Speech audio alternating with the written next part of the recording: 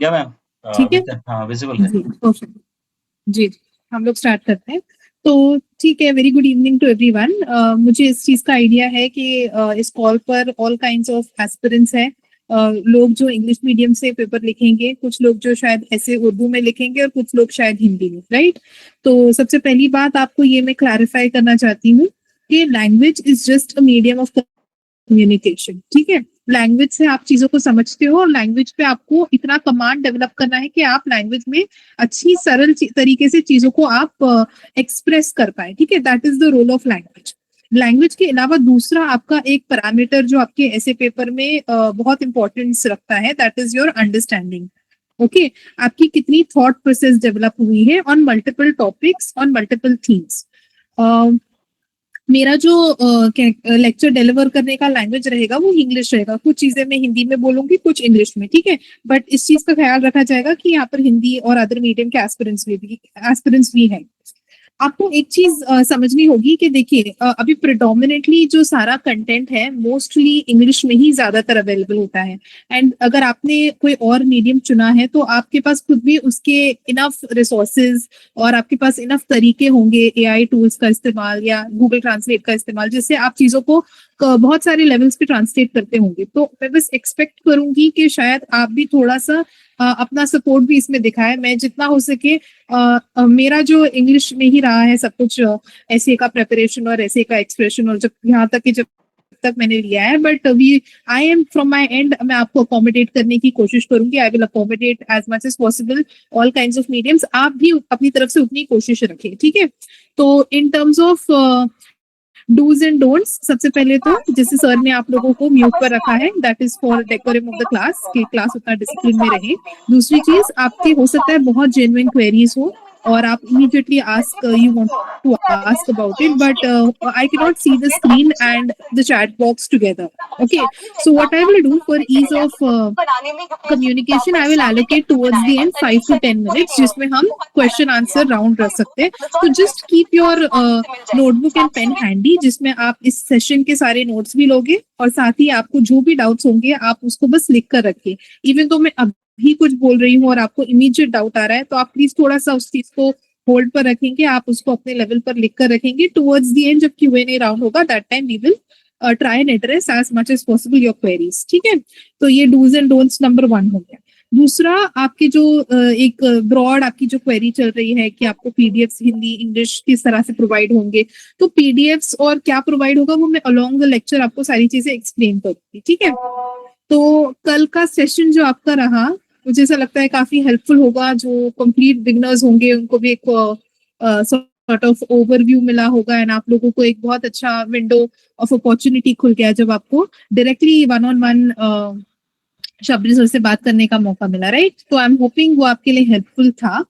अब वहां से आगे हम लोग थोड़ा सा बिल्ड करेंगे। ठीक है, हम लोग क्या बिल्ड करेंगे, हमने यहाँ पर 2 चीजें सीखनी है। So here I am, just before we start, अभी आज मैं आपको एजेंडा बताती हूँ, आज के सेशन का एजेंडा क्या है। तो हमने बेसिक गाइडलाइंस अब डिस्कस कर लिए, अब हम 2 तरीके से चीजों को देखेंगे। नंबर 1, वी विल अंडरस्टैंड कि यूपीएससी में व्हाट वाज आस्क्ड। ठीक है, क्या पूछा गया था, what was asked in UPSC in terms of ऐसे, ये हम लोग चेक करेंगे। जैसे ही हम चेक करते हैं कि व्हाट वाज आस्क्ड, उससे हमको क्या पता चलेगा, हमारा काम थोड़ा सा इजी हो जाएगा। Last time I had raised one question to you कि आप you are sitting in an ocean of knowledge.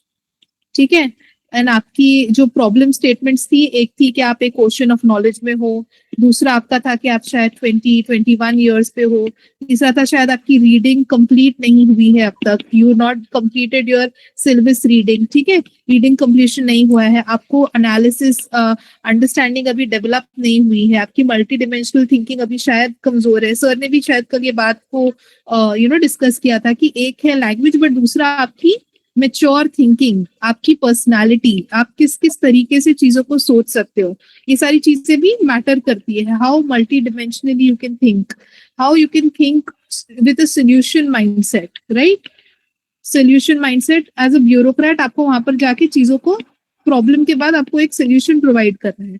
तो आपका ये माइंडसेट है कि नहीं, आपने हर एंगल से चीजों को समझा है कि नहीं, एंड ऑफ कोर्स आपने उसको अच्छे से एक्सप्रेस किया है कि नहीं। ठीक है, तो हमारे ये सारे डिस्कशंस हो चुके हैं इन ब्रीफ जब हम फर्स्ट टाइम मिले थे। ओके, तो अब हम देखेंगे कि ये ओशन ऑफ नॉलेज जो ये हमारा यहाँ पर प्रॉब्लम ये था कि it's huge, the the ambit is huge, ऐसे का एम्बिट बहुत ब्रॉड है। दूसरा, आप लोग अभी शायद इतने वेल प्रिपेयर्ड नहीं हो, और एक्सप्रेशन वगैरह भी शायद आपने नहीं सीखा है, बट ये सारे प्रॉब्लम्स को हमको कहीं ना कहीं सोल्यूशन तो निकालना है, राइट? आपके पास क्या है? आपके पास है नेक्स्ट अपकमिंग 15 to 25 डेज, जितने भी दिन है एग्जाम के लिए। हम ऐसे तो नहीं बोल सकते कि नहीं, जो जो लिमिटेशंस थी उसके साथ हम वी कैन नॉट कोप और हम एक्सप्रेस नहीं कर पाएंगे और हमें अभी भी डेवलप नहीं है। तो हमने इसका कहीं ना कहीं से तो सोल्यूशन निकालना है। तो इसका सोल्यूशन क्या है? हम सोल्यूशन में ये देखेंगे कि हम डीकंस्ट्रक्शन करेंगे of topics. Deconstruction of topics, इसका मतलब क्या है? हम जाएंगे और हम थोड़ा सा वी विल सी कि हम किस तरह से हमारे काम को आसान बना सकते हैं। तो हम देखेंगे कि यूपीएससी कौन सी टॉपिक्स को बार बार टच करता है, और अभी जो हमारे पास लिमिटेड टाइम है, हम वही टॉपिक्स को हम लोग क्या करेंगे? प्रिपेयर। ठीक है, और अभी एक आप बहुत ही इंटरेस्टिंग आपकी स्क्रीन पर मैजिक होता हुआ देखोगे। I literally will call it magic because this has to be shown to you. Unless it is shown to you, आप इस पे बिलीव नहीं करेंगे। तो I will be showing you something very interesting, जिससे आपके जो सारे ऊपर के जो इश्यूज थे वो कहीं ना कहीं रिजॉल्व हो जाएंगे। तो ये मैजिक क्या है? ये मैजिक समवेयर आपको बताएगा कि यूपीएससी के कई papers, let me use this word, are leak. Why are they leaked and how are they leaked? Because they have given you a compendium of previous year questions. Okay, they have given you a list of topics, and they have given you a huge thing called as syllabus, and the most important thing, they have provided you पिछले सालों में उन्होंने क्या किया है। तो as a smart aspirant आपका काम क्या है? आपको इस चीज को डिकोड करना है। कहीं ना कहीं हर कॉम्पिटिटिव एग्जाम में कुछ लोग बहुत ज्यादा आगे बढ़ जाते हैं और कुछ लोग पीछे रह जाते हैं, क्योंकि शायद उन्होंने ये नहीं किया होता है। डिकोडिंग उनका वीक होता है, या और ये डिकोडिंग खुद से भी डेवलप नहीं होता है। जब आपको कोई, जैसे अभी फिलहाल चलिए मैंने आपका काम बहुत आसान कर दिया, मैं आपको हैंड होल्ड करूंगी, मैं आपको ये डिकोडेड वर्जन प्रोवाइड कर रही हूँ। तो initial years get wasted in understanding this decoding, और जैसे कहते हैं ना, we have to crack this, so to crack it you have to decode it. So this decoding we will do right now, and this will be the most interesting part of the session. ठीक है, तो आपने जब एक बार decode कर दिया है तो आपको सिर्फ तरीका पता होना चाहिए, मेथड। जैसे आपको मेथड पता लग गया तो आपको फिर मेथड के ऊपर मास्टरी लेकर आना। ठीक है, तो ये आपका तरीका होगा चीजों को करने का। और दूसरी बात ये है कि ये जो आपने पहले तो एक बार अंडरस्टैंडिंग कर लिया है, टॉपिक्स को डिकोड कर दिया है, उसके बाद आपका मेथड क्लियर है कि ओके हम लोग इस टॉपिक को इतने एंगल से सोचेंगे, ये एंगल से हमको इसको एनालाइज करना है, और उसके अलावा हमको इसके ऊपर कुछ चीजों को प्रिपेयर करके रखना है। तो आप काफी चीजें जो है ना प्री प्रिपेयर करोगे। जैसे आप कुछ चीजों पर प्री प्रिपेयर हो जाओगे तो आप जाकर फिर वहां पर कंटेंट को रिप्रेजेंट कर सकते हो। ठीक है, अब दो चीजें हैं यूपीएससी के पूरे प्रिपरेशन में, आप ये चीज को ध्यान में रखना। दो चीजें हैं, ठीक है, एक चीज नहीं है, दो चीजें हैं। क्या है वो दो चीजें? Two things, okay, two major things. What are those two things? One is your understanding and the other is memorization. ठीक है, what people think, अगर कोई बच्चा एनालिटिकल स्किल्स में, क्रिटिकल थिंकिंग स्किल्स में बहुत अच्छा है, तो what that person initially out of college, what that person thinks, oh my critical thinking skills are very polished, I am a very good I can understand things very well, I am a very good critical thinker, और मैं चीजों को बहुत अच्छे से समझता हूँ, मैं 5-6 एंगल से भी सोच लेता हूँ, और मुझे उतना वाइड थिंकिंग और इन डेप्थ थिंकिंग है, मेरी उतनी रीडिंग भी अच्छी है। Okay, very good for you, you are a person who has got 1 star over here.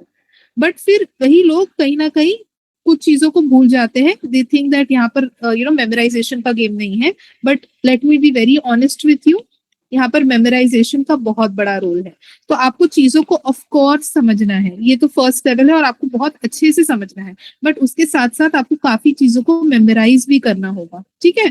तो आप ये कंपोनेंट को भूल जाते हैं, aspirants forget this component and then they go in the exam and then they are lost because they haven't memorized. Okay, तो आपने women के इशू को समझ तो लिया, आपने एनवायरनमेंट को समझ तो लिया, बट फिर आपने उसके जो रेलेवेंट कोट्स थे उसको आपने याद ही नहीं किया, ठीक है। उसके जो आर्ग्यूमेंट्स थे उसको आपने थोड़ा सा 2-3 बार अपनी मेमोरी में फीड करके आपने उसको अपने मेमोरी लूप में डाला ही नहीं, तो आप कैसे उसको फिर रिप्रेजेंट कर पाओगे।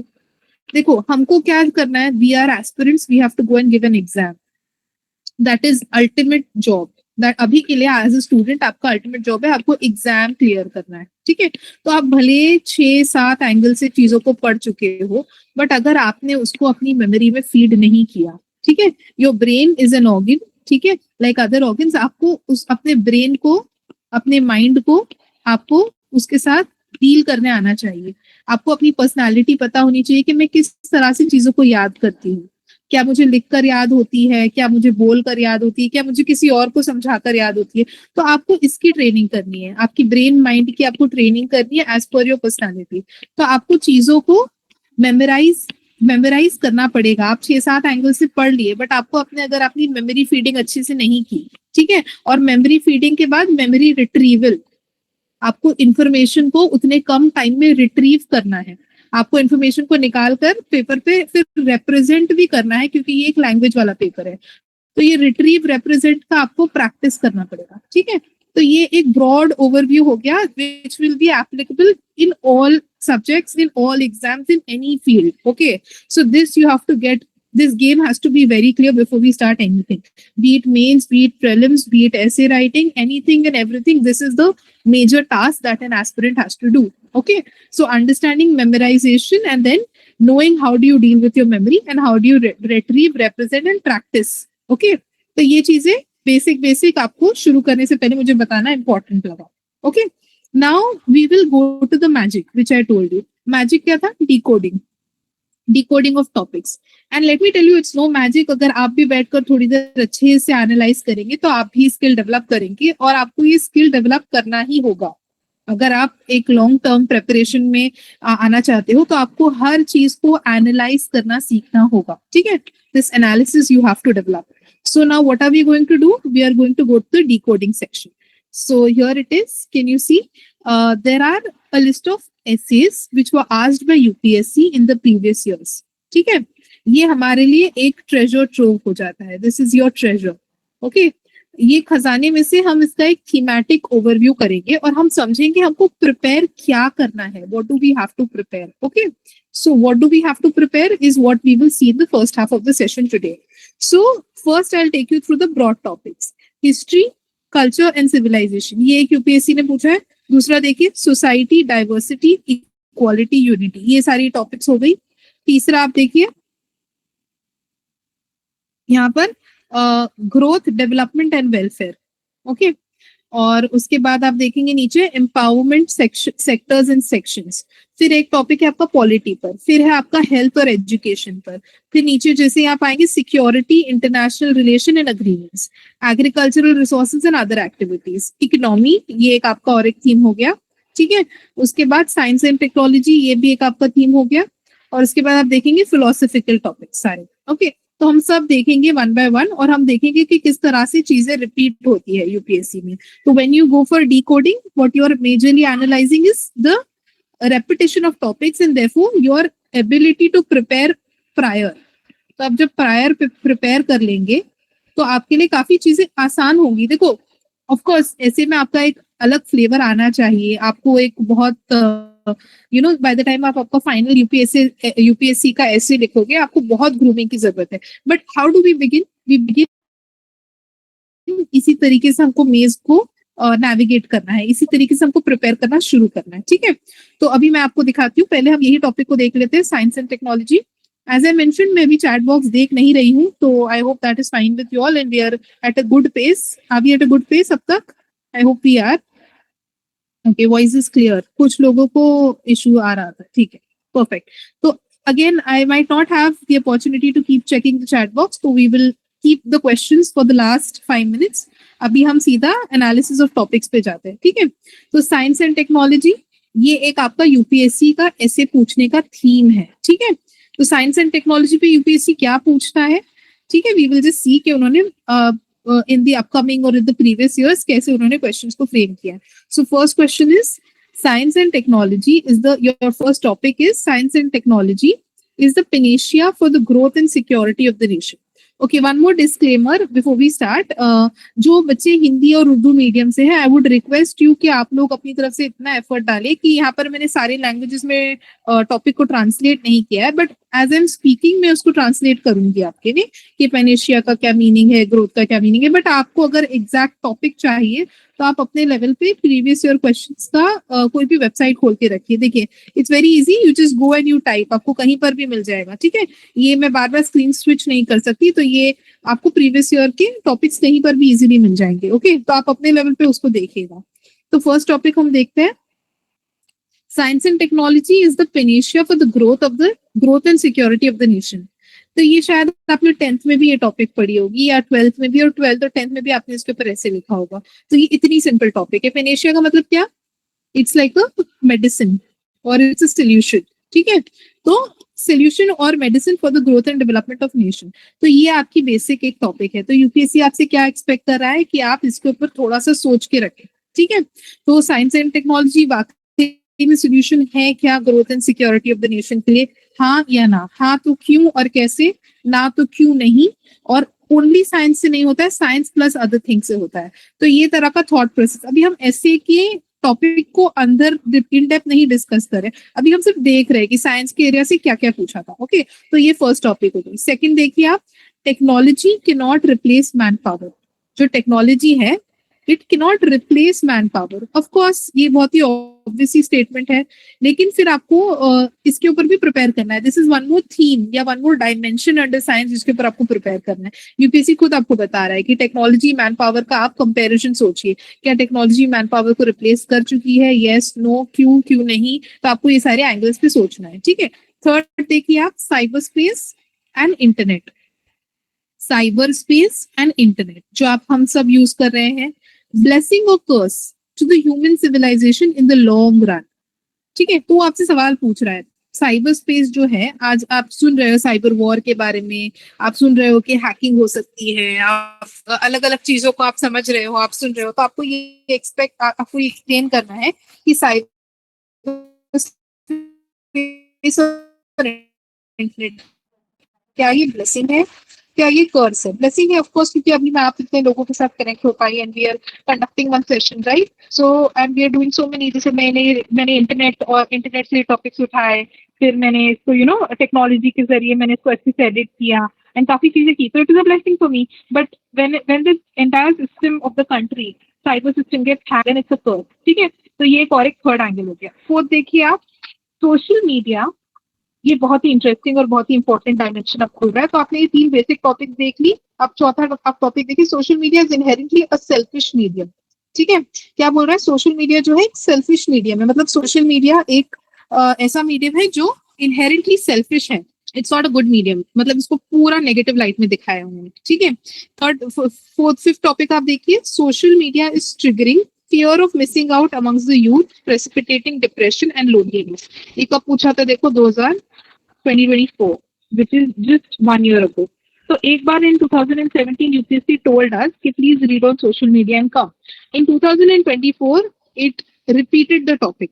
Okay, so if you had written this essay on social media as a selfish medium, आपने इसको थोड़ा सा तो पढ़ा होता, आपने इसको 4-5 एंगल से एनालाइज किया होता, आप देखोगे कि fifth topic which is asked in 2004 same negative trend पर थोड़ा सा और उन्होंने टॉपिक को खोल दिया है। सेल्फिश मीडियम की जगह उन्होंने क्लियरली बता दिया है कि फोमो होता है, fear of missing out, depression होता है, लोनलीनेस होता है। सोशल मीडिया ये ट्रिगर कर रहा है, ठीक है।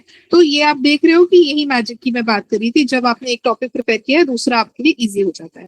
थर्ड देखिए आप, biased media is a real threat to Indian democracy. Okay, one more interesting thing I want to tell you कि जैसे आपने ये फोर्थ और फिफ्थ टॉपिक देखा, आप अगर किसी के पास अगर बुक हो जामिया के प्रीवियस ईयर क्वेश्चंस की, जामिया में एक साल में एग्जैक्टली सेम डायमेंशन पर क्वेश्चन पूछ लिया गया, ठीक है। अगर आपके पास है तो अच्छी बात है, नहीं तो मैं यहाँ पर लिख लेती हूँ क्या टॉपिक थी। I am reading it from another screen. Topic थी social media, radicalisation and change, issues and possibilities. ये 2018 में जामिया के आरसीए के एंट्रेंस में पूछा गया था। ठीक है, क्या पूछ रहा है? अगेन सोशल मीडिया को ही पूछ रहा है। क्या पूछ रहा है? थोड़ा सा उसने 3-4 थीम्स दे दिया, रेडिकलाइजेशन और क्या बताया, चेंज, इश्यूज एंड पॉसिबिलिटीज। मतलब यहाँ पर वो आपको सोल्यूशन भी बोल रहा है, इश्यूज प्लस पॉसिबिलिटीज। और थोड़ा सा इन्होंने रेडिकलाइजेशन पे वो लोग चले गए। यहाँ पर उन्होंने खाली डिप्रेशन और लोनलीनेस वाले फैक्टर को एड्रेस किया। यहाँ पर उन्होंने ब्रॉड रखा सेल्फिश मीडिया में। तो यहाँ पर आप बहुत सारे डायमेंशन को खोलोगे तो आपको ये थर्ड मैजिकल चीज जो मैं कह रही थी आपको दिख गई। तो जहां आपने एक बार सोशल मीडिया को अच्छे से प्रिपेयर कर लिया, आप उसकी तीन तरफ आप देख रहे हो कि it has been reflected. Okay, so this was the major thing that I wanted to highlight. Now this was 2018 Jamia, but if you go and if you search inside, even in 2019 Jamia asked a question on social media. क्या पूछा उन्होंने? Social media propels democracy and simultaneously could be the biggest threat. ठीक है, तो ये social media के democracy को help भी कर सकती है प्लस उसको थ्रेटन भी कर सकती है। ये एंगल को उन्होंने पूछ लिया 2019 के ऐसे में। तो अगर आपने फर्स्ट में ही सोशल मीडिया को खोल खोल कर पढ़ा होता, सोशल मीडिया का impact not just on human psychology but also on elections, जो आपको पता होगा कि इलेक्शंस पे क्या सोशल मीडिया का इम्पैक्ट है। देन आपने रेडिकलाइजेशन के बारे में पढ़ा होगा कि सोशल मीडिया से किस तरह से टेररिज्म और हेट क्राइम्स और अदर चीजें स्प्रेड हो रही है। तो आप ये चारों पांचों टॉपिक को आप डिसेंट तरीके से एड्रेस कर सकते थे। डायरेक्टली वो लोग कीवर्ड सोशल मीडिया से स्टार्ट होकर उसका सब डायमेंशन देते हैं। ठीक है, तो 2018 2019 Jamia, 2024 UPSC, 2017 UPSC, everything is on social media. So आपका टास्क क्या है यहाँ से की टेक अवे? हमको इस टॉपिक पर पढ़ना है। ठीक है, और इस टॉपिक को खोल खोल कर हमको फिगर आउट करना है कि क्या हो सकता है। अब नेक्स्ट हम लोग आगे बढ़ते हैं। I hope this is clear. This is what I wanted to explain you. I hope you can appreciate what I am explaining. ठीक है, नेक्स्ट हम लोग आगे बढ़ते हैं। ये एक रिलेटेड टॉपिक है। मेन स्ट्रीम सोशल मीडिया की बात तो हो गई, अब मेन स्ट्रीम मीडिया की बात हो रही है। Biased media is a real threat to Indian democracy. देखिए, ये जो मैं आपको बोल रही थी 2019 UPSC question, 2019 Jamia RCI paper, social media democracy. आपको समझ में आ रहा है कि आपकी तो पेपर किस तरह से लीक्ड है और आपको किस तरह से टॉपिक्स पे प्रिपेयर करना है। तो वही चीज है, बायस मीडिया थ्रेट टू डेमोक्रेसी। इन्होंने कर दिया सोशल मीडिया डेमोक्रेसी को थ्रेटन करता है कि क्वेश्चन मार्क। ओके, अब नेक्स्ट आ जाइए, alternative technologies for a climate change resilient India. अब हम लोग सोशल मीडिया की टॉपिक से हट गए हैं और हम लोग क्या बोल रहे हैं, टेक्नोलॉजी का रोल इन क्लाइमेट चेंज। तो दो टॉपिक को लिंक कर दिया, टेक्नोलॉजी और environment. And if you can look up, they have once asked, is technology a panacea for growth and security? So in the first 2013 they spoke of science and technology, whether it is essential or whether it is a solution for growth and security. And in 2018 they have linked technology to climate change. Okay, so this is one more dimension that you can see. Up seventh देखिए, rise of AI, the threat of jobless future. AI तो आ रहा है, we are seeing ChatGPT, we are seeing other AI chatbots.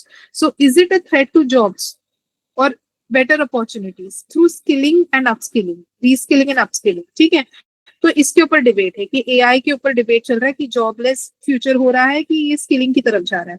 ठीक है, तो ये जो jobless keyword है ना, जॉबलेस कीवर्ड को यूपीएससी ने इससे पहले भी एक बार पूछा है। आप इसमें ही देखेंगे कि जो जॉबलेसनेस है, ये जॉबलेसनेस में उसका एक फेवरेट थीम है। ठीक है, देखिए, near jobless growth in India, is it an anomaly और an outcome of economic reforms? तो हमको क्या पता चलता है कि ये जो डायमेंशन है कि इंडिया में जॉब्स क्यों नहीं है या इसका क्या रीजन है? Is it AI? एक इन्होंने ये पूछ लिया कि is it AI in 2019। But 2016 जब हम लोग थोड़ा एआई का इतना सर्च नहीं हुआ था, तो that time what were they asking, jobless growth से, जॉबलेस ग्रोथ का रीजन क्या है? Is it just an anomaly? Anomaly मतलब कुछ अबनॉर्मल चीज, या ये इकोनॉमिक रिफॉर्म्स का आउटकम है? इकोनॉमिक रिफॉर्म्स हमारे सही नहीं हुए तो इस वजह से जॉबलेस ग्रोथ हो रहा है। तो आप देख रहे हो कि सेम कीवर्ड भी रिपीट हो रहा है। Okay, now we move ahead. तो we were at science and technology के टॉपिक्स। फिर आप देखिए आगे, टेक्नोलॉजी, इसको उन्होंने इंटरनेशनल रिलेशन से लिंक कर दिया।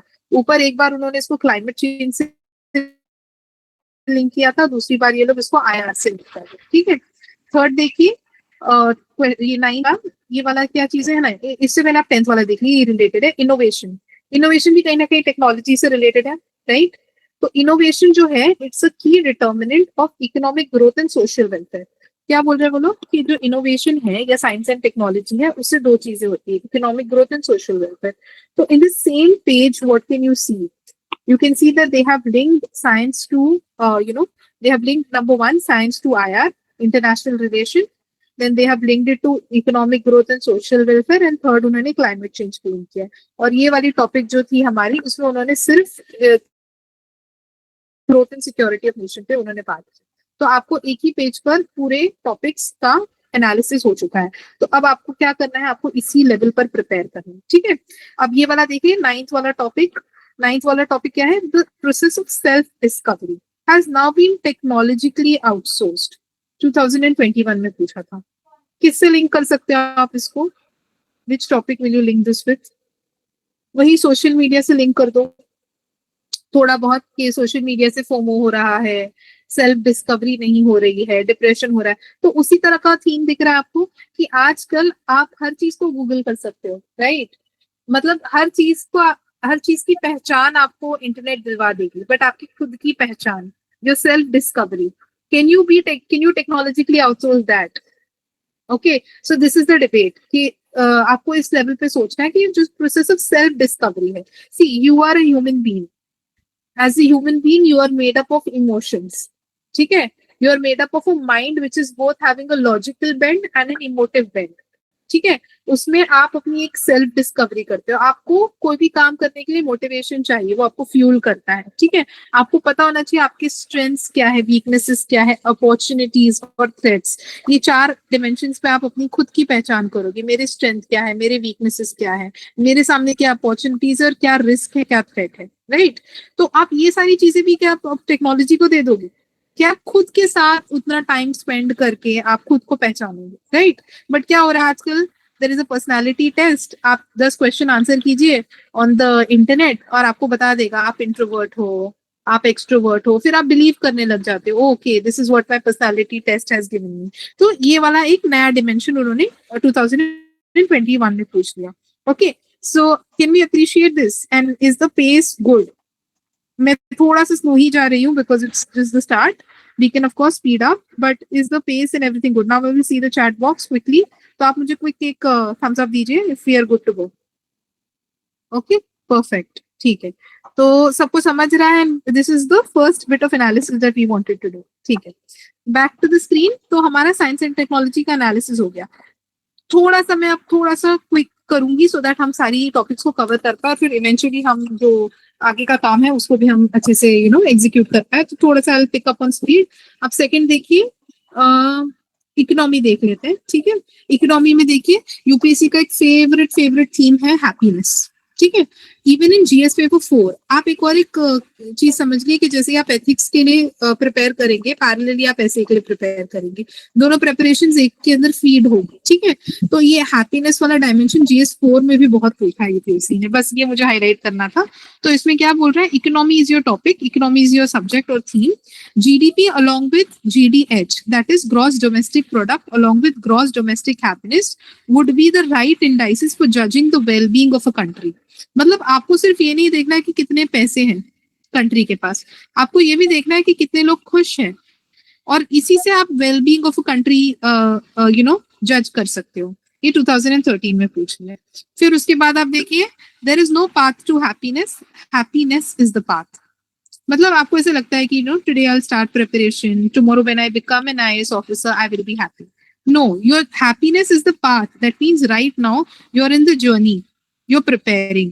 So the journey is happiness, and you have to make sure that the journey is happiness. You have to not put your focus here because that will further lead to anxiety, depression, and other things. ठीक है? तो this is what is the crux of this topic. 2024. देखिए, as recent as 2024, what is UPSC asking? मतलब वो आप ये भी आप समझिए कि यूपीएससी आपसे एक्सपेक्ट भी कितना सिंपल चीजें कर रहा है।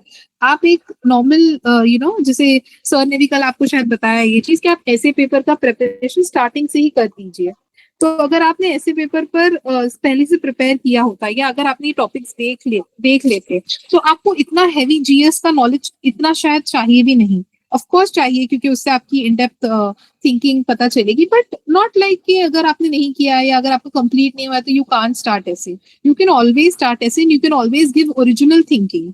ठीक है, तो अब ये टॉपिक पर आप किसी से भी जनरली भी बात कर सकते हैं। Okay, when you are sitting with a friend for discussion, what do you think, happiness is the path और हैप्पीनेस इज द डेस्टिनेशन? तो इस तरह के आपके डिस्कशंस भी यहाँ से आगे अप होने चाहिए। जैसे ही आपने एक बार ये एनालिसिस कर लिया है तो आपको बहुत सारे सोचने के तरीके पता चल गए कि अच्छा इस तरह से भी सोचा जा सकता है। तो अब आपको इस लेवल पे सोचना शुरू करना है। Okay, alright. तो हैप्पीनेस वाले दो हो गए। आप जाकर फिर बाद में जस्ट चेक कीजिए कि एथिक्स के पेपर में हैप्पीनेस में क्या क्या पूछा था, पीवाईक्यूज।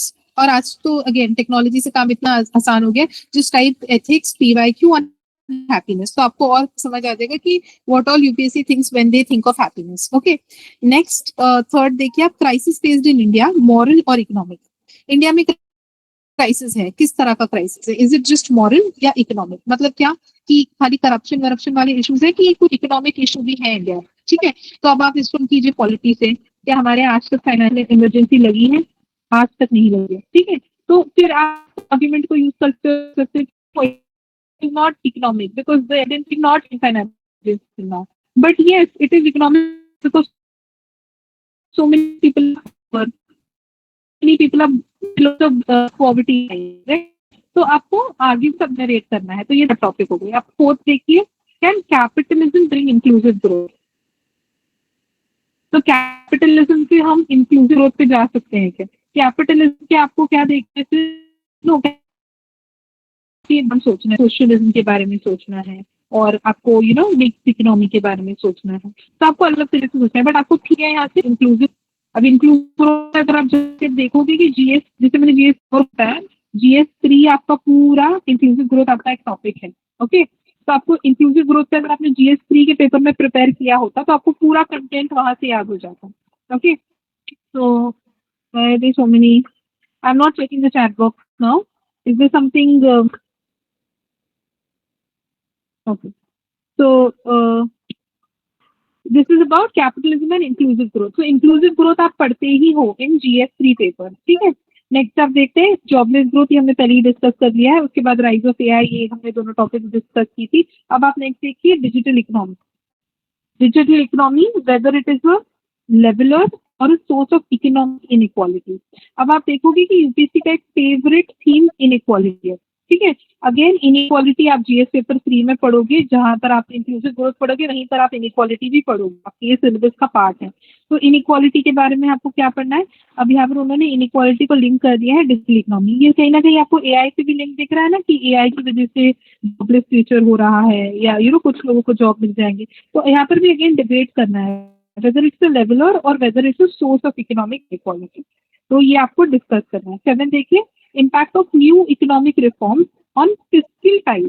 देखिए क्या पूछता है, impact of new economic reforms. ऊपर आपने ये वर्ड कहीं ना कहीं अभी पढ़ा था, थोड़ी देर पहले आपने कहीं ना कहीं ये वर्ड पढ़ा था कि इकोनॉमिक रिफॉर्म्स के बारे में, कि वेदर, हाँ ये वाला। तो इस टॉपिक देखिए, near jobless growth, whether it is an outcome of economic reform। तो आपको 2016 में ही कहीं ना कहीं उन्होंने हिंट दे दिया था कि भाई ये इकोनॉमिक रिफॉर्म क्या चीज है, आप जाके पढ़िए। तो अगर आप पढ़ते तो 2017 में आपको उसका एक और मैच्योर थिंकिंग और आपको एक प्रॉपर ओपिनियन, एक एकेडमिकली साउंड आपके ऊपर आपकी नॉलेज रेडी होती है इस टॉपिक पर। तो देखिए आप 7th वाला type, impact of the new economic reforms. लेकिन अब उन्होंने इम्पैक्ट किस पर पूछ लिया, क्योंकि आपसे एक्सपेक्ट था कि आप थोड़ा ब्रॉड रीड करें, तो उन्होंने इसका इम्पैक्ट फिस्कल टाइज पे पूछा। Fiscal ties between the union and the state government. मतलब क्या, जैसे ही मैं ये वर्ड बोलती हूँ यूनियन एंड स्टेट गवर्नमेंट, आपको वर्ड क्लिक होना चाहिए फेडरलिज्म। आप पॉलिटी पढ़ते हैं राइट, तो आप कहीं ना कहीं इस सेक्शन के एनालिसिस से आप ये समझ रहे होंगे कि पॉलिटी, GS3, GS4 सारे पेपर एक दूसरे में फीड इन होते हैं कहीं ना कहीं। ठीक है, तो और कुछ कुछ ऐसे एब्स्ट्रैक्ट टॉपिक होती है, जैसे सेकंड वाली हैप्पीनेस वाली, जिसपे तो आप खुद से ही शायद बहुत कुछ लिख ले। ठीक है, तो 7th टॉपिक को आप देखिए और आप कंपेयर कीजिए इसको विद द वर्ड फेडरलिज्म। तो इन्होंने इकोनॉमिक मेजर्स पूछा, फिर इसका इम्पैक्ट ऑन फेडरलिज्म पूछा, उसके बाद उन्होंने फेडरलिज्म को छोड़ा नहीं, फिर 2016 में 2 बार उन्होंने फेडरलिज्म पे पूछ लिया। एक बार पूछा जिस general federalism which is cooperative federalism, whether ये मिथ है या रियलिटी है। दूसरा उन्होंने पूछ लिया वाटर डिस्प्यूट्स पे, water disputes between states and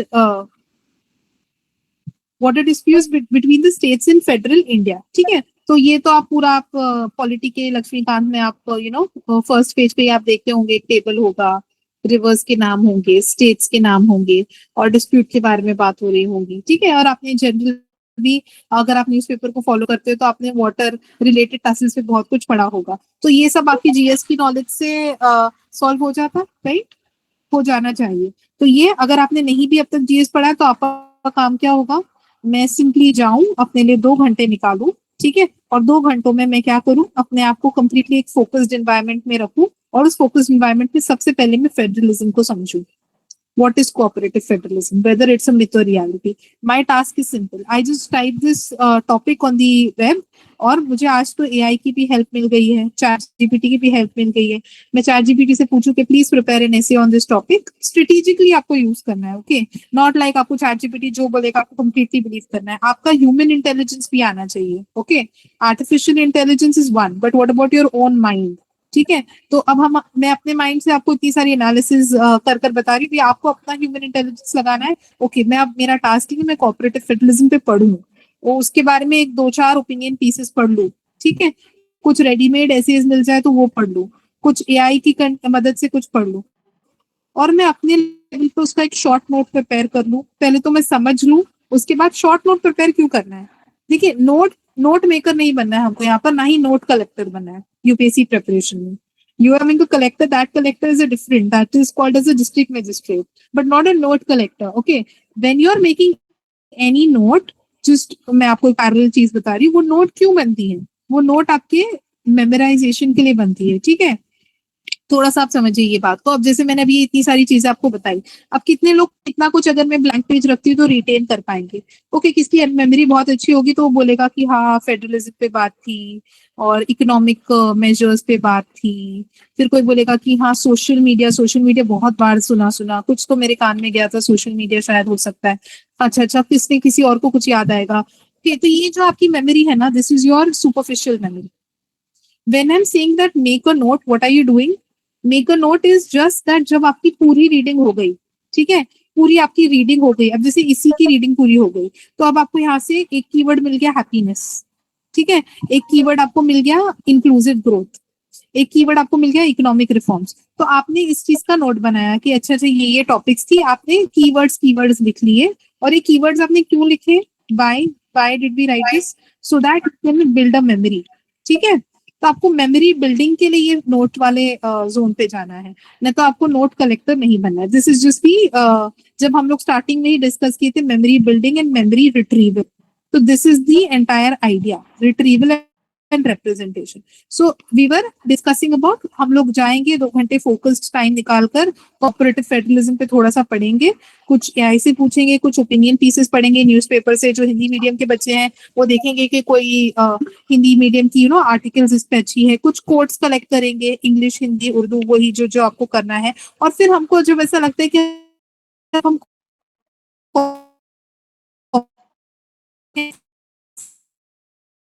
को पढ़ लिए तब हम उसको बस सबकी मेमोरी बिल्ड करें, ठीक है। कुछ लोगों की जरूरत ना हो, कुछ लोग शायद फ्लैश कार्ड पे लिख ले या कुछ ऐसे ही याद कर ले, कुछ अपनी लाइफ ले, तो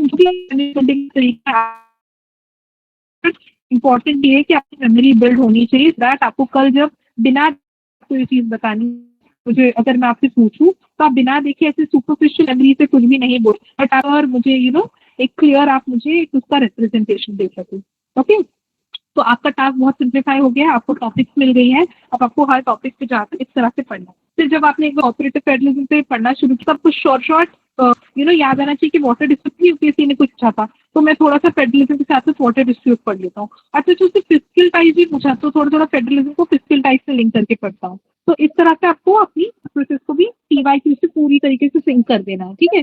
because as you remember our task is just to clear the exam. अभी के लिए तो ये टास्क, ये गोल को नहीं भूलना है, तो क्लियर द एग्जाम। हमको इस एग्जाम के प्रीवियस ईयर क्वेश्चन और इस एग्जाम के थॉट प्रोसेस को समझना बहुत इंपॉर्टेंट है, और उस तरह से हमको पूरी प्रिपरेशन को अलाइन करना है, नहीं तो you are prone to get lost in the ocean कि अब तो मैं फेडरलिज्म पे इतना डूब जाऊं कि मुझे पता ही नहीं कहाँ स्टॉप करना है. तो you should also know where to stop. Okay, because then you will get lost. So you just now prepare on 3 dimensions because these 3 dimensions were asked. And then if at all there is one dimension in current affair which is वो बहुत फिर visible हो जाएगा जब तक आपकी preparation advanced stage पे पहुंचेगी, तो वो चीजें बहुत easily आपको समझ भी आ जाएगी और आपको बहुत easily वो आप follow कर सकते हो, उसको challenge नहीं समझना है. Okay, तो हमने इकोनॉमी के भी टॉपिक्स देख लिए, साइंस एंड टेक के भी देख लिए, आप थोड़े बहुत इन्वायरमेंट के देख लो फटाफट. ये 8, 9 and 10 forests are the best case studies for economic excellence. Then forest precedes civilization. Forest are the best case studies for economic excellence. Then they are asking forest is preceding civilization and deserts are following them. ये 2024 का question है कि जो forest है वो civilisation के पहले था और अब सिविलाइजेशन जब बन गई, ठीक है, तो अब हम लोग उसको इतना ज्यादा पोल्यूट कर रहे हैं या इतना ज्यादा मिसयूज कर रहे हैं कि अब नेक्स्ट चीज डेजर्ट्स आ रहे हैं. ठीक है. थर्ड 10 देखिए, alternative technologies for climate resilient India. या ये तो हम पहले ही देख चुके हैं कि टेक्नोलॉजी को उन्होंने क्लाइमेट चेंज से कनेक्ट किया था. तो देखिए आप फॉरेस्ट कीवर्ड पे ही उन्होंने 2 क्वेश्चंस पूछ लिए कि फॉरेस्ट को एक बार इकोनॉमिक एक्सेलेंस से लिंक कर दिया, दूसरी बार उन्होंने जस्ट कहा कि कैसे सिविलाइजेशन के बनने से पहले फॉरेस्ट जो थे अच्छी तरीके से थे, देवर प्रिस्टीन, देवर लश ग्रीन, देवर अच्छी तरीके से डिफॉरेस्टेशन नहीं हुआ था, बट उसके बाद जो है डेजर्ट्स फॉलो हो गए. तो आपको ये भी एक एंगल समझ में आ गया कि जब आप इन्वायरमेंट पढ़ोगे तो आपको उसको इकोनॉमिक एक्सेलेंस टेक्नोलॉजी से लिंक करना है. ओके, तो क्विकली हम थोड़े और देख लेते हैं. हाँ, आईआर आपका GS2 में आता है. ठीक है, तो जब आप GS2 पढ़ोगे तब आप आईआर को बहुत अच्छे से पढ़ोगे. तो उसी GS2 में आप छोटा सा टॉपिक पढ़ते हो, नैम. नैम क्या है? Non aligned movement. तो has NAM lost its relevance 2017. कितना सिंपल टॉपिक है, आपने GS2 में नाम तो एक इजीली पढ़ा है, तो आपको बस नाम के ऊपर पूछ लिया. फिर नेक्स्ट देखिए, इंडियन बॉर्डर डिस्प्यूट. सिक्योरिटी में आपका पूरा एक टॉपिक है. GS3 सिक्योरिटी में आपका बॉर्डर डिस्प्यूट एक पूरा टॉपिक है. Management of border dispute is a complex task. तो आपको वहां से ऑर्डर मिल गया. थर्ड देखिए, South Asian societies are woven not around the state but their plural culture and plural identities. ठीक है, तो ये एक पर्टिकुलर सोसाइटी को उठा लिया उन्होंने, साउथ एशिया की सोसाइटी को, और उसको क्या कहा कि इसका एक अपना कल्चर है, एक अपनी आइडेंटिटी है. ठीक है, तो ये तीनों टॉपिक्स जो अगर आपको ऐसा लगता है कि मैंने इस पर बहुत अच्छे से पढ़ा है और मैं एक इतने सारे वर्ड्स इस पर लिख सकता हूँ, तो आप जरूर लिखिएगा. या अगर आपको लगता है नहीं मुझे स्पेसिफिक टॉपिक्स मेरी स्ट्रेंथ नहीं है, तो देखिए आप यूपीएससी चॉइस भी कितना दे रहा है आपको. तो कई बार ऑफकोर्स फिलोसफिकल एसेस को हम लोग अलग से डिस्कस करेंगे, बट जो अदर टॉपिक्स है उसमें आपके पास कितनी चॉइस है कि अगर आपको ऐसा लगता है कि नहीं एज अ एस्पिरेंट मेरा सिक्योरिटी बहुत स्ट्रांग है या मेरा पॉलिटी बहुत स्ट्रॉन्ग है, मैं पॉलिटी तो मुझे मतलब आर्टिकल्स पढ़ने में भी मजा आती है, या एनवायरमेंट बहुत स्ट्रॉन्ग है, तो आपके पास खुद की एक सेक्शन का भी स्कोप है, काफी हद तक है. तो आप इस चीज को अपना स्ट्रेंथ समझिए और इसको बेहतर इस्तेमाल कीजिए. ओके, अब जैसे हमने ये पढ़ा आइडेंटिटीज कल्चर, तो इसका फर्स्ट आप देख लीजिए क्विकली. हिस्ट्री पे उन्होंने पूछा है 2-3 चीजें. History, culture is what we are, civilisation is what we have, culture is what we are, civilization is what we have. Again, थोड़ा सा आपको ऐसा लग रहा होगा फिलोसफिकल एंड पे है, बट अगेन ये हिस्ट्री और कल्चर को ही हाईलाइट कर रहा है. नेक्स्ट देखिए, साउथ एशियन सोसाइटीज, यही वाला क्वेश्चन हम लोग देख रहे थे, plural culture, plural identity. Next second and third ये वाले जो 2 टॉपिक्स है, इसमें हिस्ट्री को कीवर्ड बनाया उन्होंने. हिस्ट्री बोलते ना, हिस्ट्री रिपीट्स इटसेल्फ, तो उन्होंने यही स्टेटमेंट को लिख दिया, हिस्ट्री रिपीट्स इटसेल्फ. बस उन्होंने 2 चीजों को अपेंड किया कि पहली बार as a tragedy, second as a farce. Okay, क्या होता है इसका मीनिंग हम लोग ऐसे डिस्कशन अलग से करेंगे, अभी हम सिर्फ टॉपिक्स देख रहे हैं. आप फिर थर्ड टॉपिक देखिए, history is a series of victories one by the scientific man over the romantic man. ठीक है, इसका इमीडिएट मीनिंग क्या आपको समझ में आता है? साइंस मतलब लॉजिक, एक कीवर्ड हम लोग लिंक कर रहे हैं, रोमांटिक मतलब शायद इमोशनल. ठीक है, तो हिस्ट्री में बहुत विक्ट्रीज हुई है, किसकी? लॉजिकल मैन की over the emotional man. How much this is true, how much this is false. So that is 2022 topic. Okay, तो ये इसमें अगेन हिस्ट्री रिपीटिंग इटसेल्फ 2021 में, 2022 में हिस्ट्री का ये एंगल.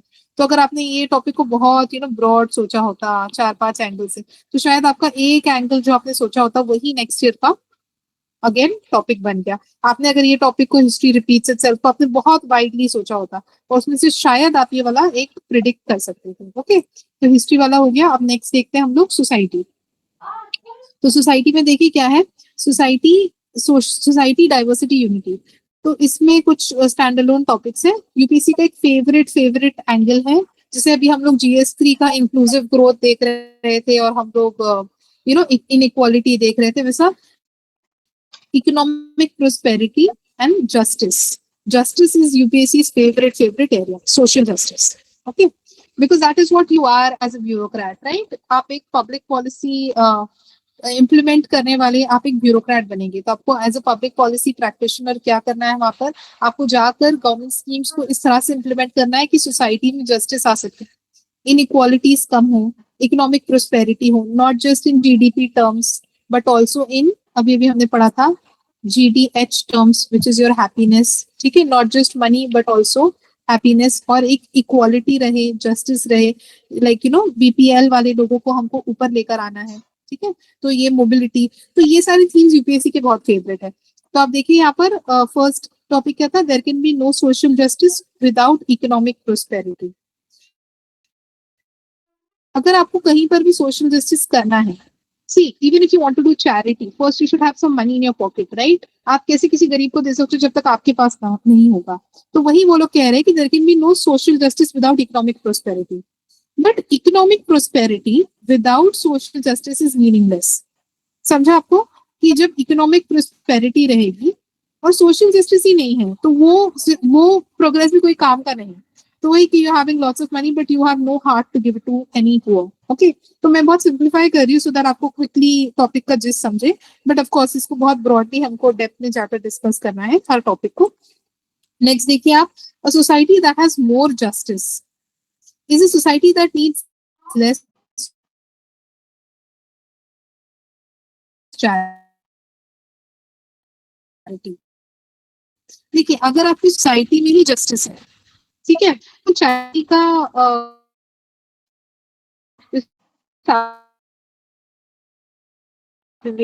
रखे हैं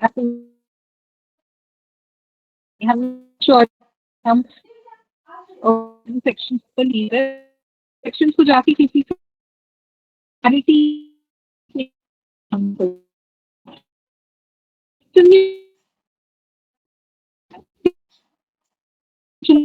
आप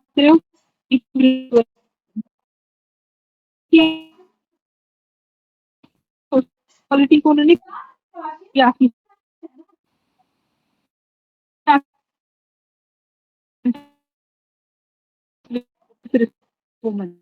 तो ये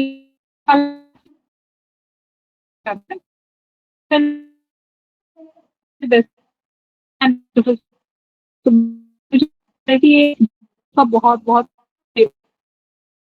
इससे बहुत कि जो एक इंसान के बेहतर है सोसाइटी के लिए बेहतर है,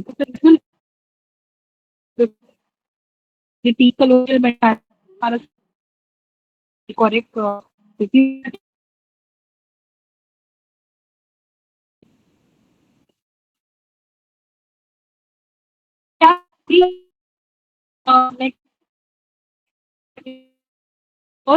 they are weighed down by restrictions, but boys with demand, उनको डिमांड देता है, they both are two equally harmful disciplines।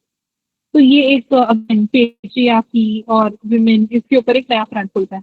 Fulfilment of new women India is a myth, मतलब new women can not be fulfilled, is it a myth? 2017 and if you see 2023 again वो लोग girls boys पूछ रहे हैं, ठीक है। Next देखिए आप, ग्रोथ डेवलपमेंट वेलफेयर, इसमें फर्स्ट क्वेश्चन यहाँ का पढ़िए और यहाँ का पढ़िए, 50 golds in Olympic, can this be a reality? और ये देखिए, is the growing level of competition good for the youth? तो वही पूछता है कि जो ये है, is it, can it be a reality, and then growing level of competition, is it good for youth? Okay, next these are all standalone topics, some things you can also read by yourself, I'll provide you this PDF।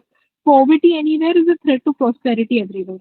तो आपको एक और एक poverty, GS3 में आप बहुत पढ़ते हो पॉवर्टी का आपका एक स्कीम खुल गया। ओके, फिर नेक्स्ट आप polity, constitution, cooperative federalism, human laws, health and education, देखो एजुकेशन पे 3 बार पूछ लिया, ठीक है। सिक्योरिटी, तो मोर और लेस हमने PDF ऑलमोस्ट गो थ्रू किया है। Philosophical topic separately. अब हम लोग दो चीजों के लिए फ्लोर को ओपन करेंगे, एक तो क्वेश्चंस के लिए, बट उससे पहले एजेंडा थोड़ा सा मैं आपको बता दूं, तो नेक्स्ट अब हम लोग यही टॉपिक का जो है, आपको कुछ चीजों पे खुद प्रिपेयर करना होगा, कुछ चीजों का we can provide, we will provide. तो ये चीज हो गई कि हम लोग कुछ चीजों का ट्राई करेंगे कि आपको प्रोवाइड कर दें, बट अगर हम लोग इन डेप्थ नहीं भी प्रोवाइड करते तो आपको किसी के ऊपर रिलाय नहीं करना है, आपको अपने लेवल पर भी चीजों को प्रिपेयर करना है, और जितना आप खुद का प्रिपेयर करोगे उतना आपका यूनिक कंटेंट बनेगा, ठीक है। तो आपको थोड़ा सा कंटेंट के ऊपर, बॉडी के ऊपर आपको काम करना है, ठीक है। कुछ चीजें प्रोवाइड करेंगे, एंड हिंदी मीडियम के लिए एक जो स्टैंडर्ड बुक्स है वो हम आपको प्रोवाइड करेंगे, कुछ टॉपर कॉपीज है, कुछ चैनल्स है, वो सारी चीजें मैं तनीश सर से शेयर करूंगी, वो आपको आगे फॉरवर्ड कर देंगे, ठीक है। तो सेकंड लेवल पे आपको किस तरह से प्रिपेयर करना है कंटेंट, कौन से थीम्स पर, ऑन व्हाट, ये चीज क्लियर हो गई।